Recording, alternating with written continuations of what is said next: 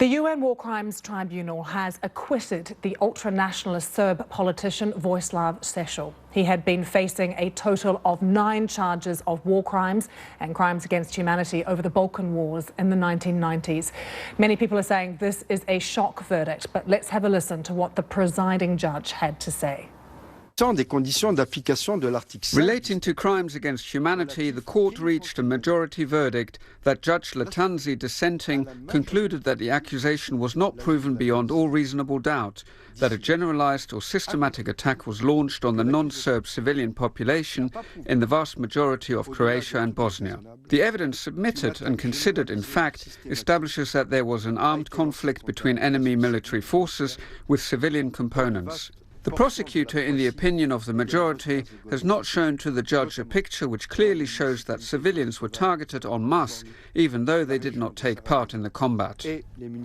Let's take you to Belgrade now. We can speak to the BBC's Guy Delorney, who has been following this for us. Guy, people have waited a very, very long time for this trial to end. Many people shocked that this was the court's verdict. Just fill us in a little bit more about what the judges had to say, their justification for this acquittal.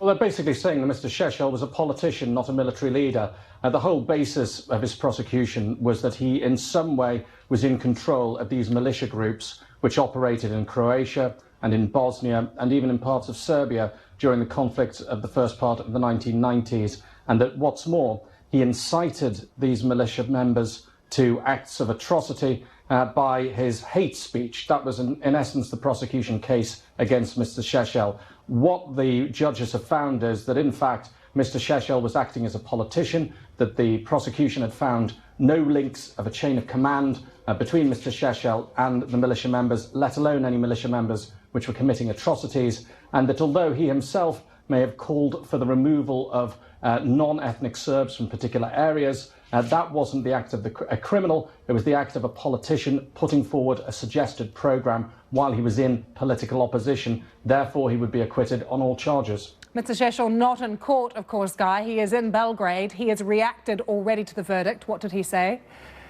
He said it was the only possible verdict that the tribunal had reached. And what's more, that he'd be asking for compensation because he did, after all, spend 11 years in detention before he was released towards the end of 2014 on health grounds so he could get cancer treatment.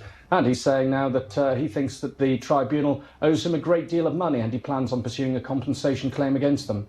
We've also had reaction to Guy from the Croatian Prime Minister, who has said this is a shameful verdict. Can you give us a sense of regionally what the reaction is going to be and also what this does for the nationalists in Serbia? Well, it's tricky with regards to Croatia because they've had generals of their own acquitted, for example, charges of expelling hundreds of thousands of ethnic Serbs from Croatia towards the end of the conflict in Croatia. Those generals were acquitted on appeal and they were greeted with a hero's welcome in Croatia, with officials saying, well, the tribunal has made the right decision. Now a decision goes the way they weren't expecting and they're complaining that the tribunal has made the wrong decision. In terms of Serbia and the nationalists, the sort of ultra-nationalism which Mr. Seselj represents these days is extremely marginal. They didn't get a single seat in the last parliament. There are elections coming up, but again, the polling figures have been very low so far for Mr. Seselj and his allies. We'll have to see if this verdict changes that, of course. Guy, thanks for joining us from Belgrade. Hi, everybody. My name's Mike. This is my YouTube page, Mox News. Thanks for tuning in.